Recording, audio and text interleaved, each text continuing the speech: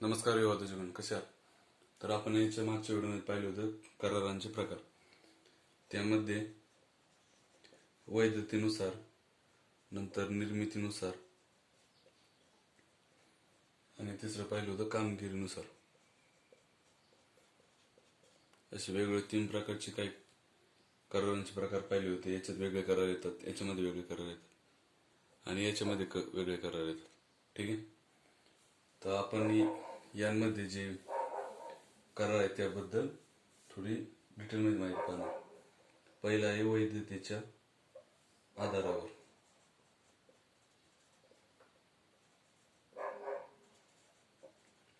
वैधतेच्या आधारावर यामध्ये पहिला आहे वैध करार.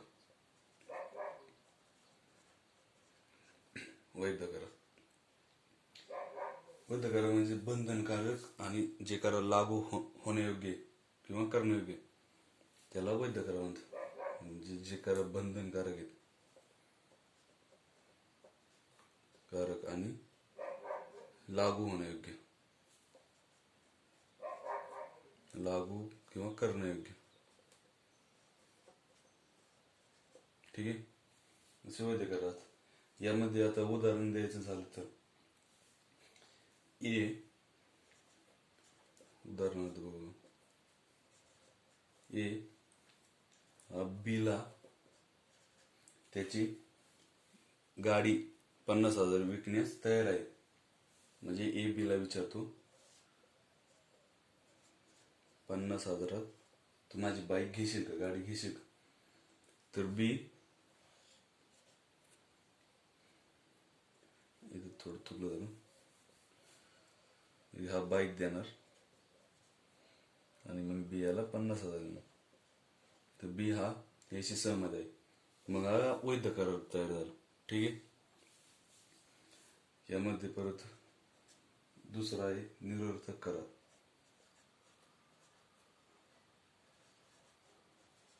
निरर्थक करार. निरर्थक करार म्हणजेच यामध्ये कलम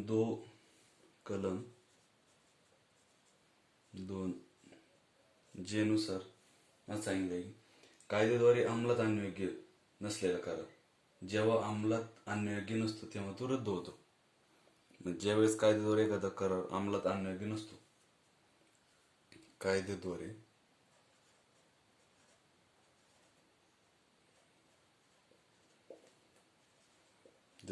अंमलात आणण्यायोग्य नसतो.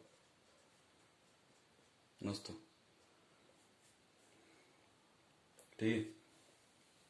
पण जेव्हा तो अंमलात आणण्यायोग्य नसतो तेव्हा तो रद्द करार होतो. ठीक आहे. यामध्ये उदाहरण द्यायचं झालं तर उदाहरणार्थ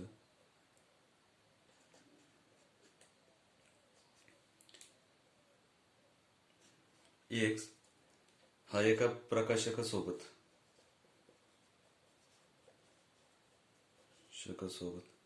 म्हणजेच जे पुस्तकं छापतात, वेगवेगळे प्रकाशन असतात, त्यासोबत हा काय करतो, पुस्तक लिहिण्यास तयार होतो. एक्स हा या प्रकाशकासोबत, उदाहरणार्थ हा वाय हे याच्यासोबत पुस्तक लिहिण्यास तयार होतो. पण काही दिवसांनी एक्स हा अपघातात मृत्यू होतो एकचा. मग त्यामुळे हा करार रद्द होत होतो. कारण आता म्हणजे ही घटना आपल्याला कोणालाच माहिती नाही असं होईल किंवा नाही म्हणा. त्यामुळे ही अनकालीन घटना आहे, त्यामुळे हा करार रद्द होणार. ठीक आहे.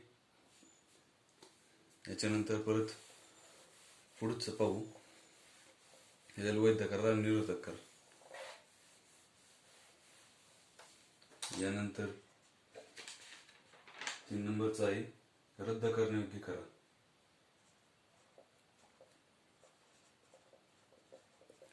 रद्द करण्यायोग्य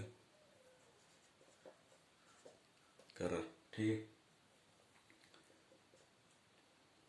म्हणजे याच्यात कसं एक किंवा अधिक पक्षांच्या पर्यायाने किंवा कायद्याने लागू केलेला करार, परंतु काही पक्षांच्या किंवा इतर पक्षांच्या किंवा पर्यायावर नसलेला करार रद्द करण्यायोग्य करार आहे. ठीक आहे. म्हणजे जे करार म्हणजे ज्याची काही रचना योग्य नसेल अशा वेळेस रद्द करण्यायोग्य तयार करार होतं. ठीक आहे. याच्यामध्ये एवढं काही भरपूर नाही. मग पुढचा भाऊ आपण कायदेशीर करार.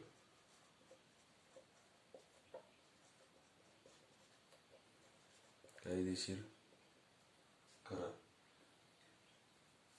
या करारामध्ये जो एखादा करार एखाद्या वेळेस कायद्याने मनाई असते, म्हणजे काही इलिगल असतात, ठीक, त्यामुळे हे करार बेकायदेशीर असतात. एखाद्या वेळेस याच्यामध्ये आपण उदाहरणाद्वारे पाहू. सांगायचं झालं म्हणजे कायद्याने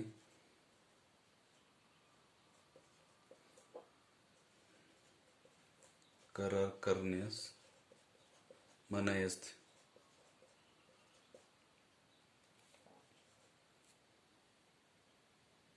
मनाई असते. बेकायदेशीर करार. ठीक आहे. जे करार करण्यास कायद्याने मनाई असते. उदाहरणार्थ जर ब्राऊन शुगर याचा व्यवहार करण्यास मनाई आहे, म्हणजे गुन्हा आहे. व्यवहार हा गुन्हा आहे. जर हा RSC हा ब्राऊन शुगरचा व्यवहार करण्यास जर सहमत असेल तर तो बेकायदेशीर करार आहे. ठीक आहे. आणि यानंतर पुढचं म्हणजे याच्या वैधते करारानुसार शेवटचा आहे तो म्हणजे लागू न होणारे करार. लागू न होणारे करार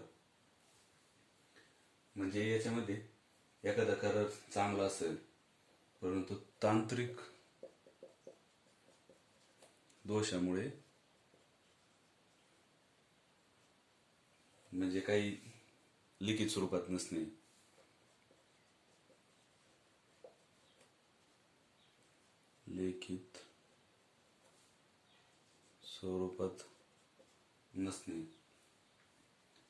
किंवा मर्यादेने प्रतिबंधित असणे अशा वेळेस तो करार लागू न होणारे करार असतात. ठीक आहे. तर त्याच्यामध्ये सांगून झालं यामध्ये एक किंवा दोन पक्ष त्यावर दावा करू शकत नाही, त्यावेळेस ते लागू न होणारे करार तयार होतात. ठीक आहे.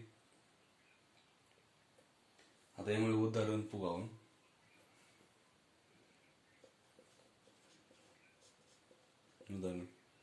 जर ए ने बी कडून 2018 मध्ये काही वस्तू घेतल्या होत्या. ठीक आहे. पण तेव्हा बी ने ए कडून जी काही रक्कम असेल ती घेतली नव्हती. ठीक आहे. पण आता बी ने 2022 मध्ये ती रक्कम जर त्याला घ्यायची असेल तरी पण तो ए वर दावा करू शकत नाही. ठीक आहे. ए वर कोणत्याही प्रकारचा दावा करू शकत नाही, कारण त्यांनी याच्या वस्तू खरेदी केल्यानंतर 3 वर्षानंतर त्यांनी तो दावा करू शकत नाही, कारण त्याला जर दावा करायचा तर तो 3 वर्षाच्या आत करू शकत होता. ठीक आहे. त्यामुळे लागू न होणार करार आहे. ठीक आहे. आपण आता 5 पाहिले वैधतेनुसार. याच्यानंतरच आपल्याला दोन्ही जे बघायचे कराराच्या निर्मितीच्या आधारावर आणि कराराच्या कामगिरीच्या आधारावर. ठीक आहे. ते आपण पुढच्या व्हिडिओमध्ये पाहू. धन्यवाद.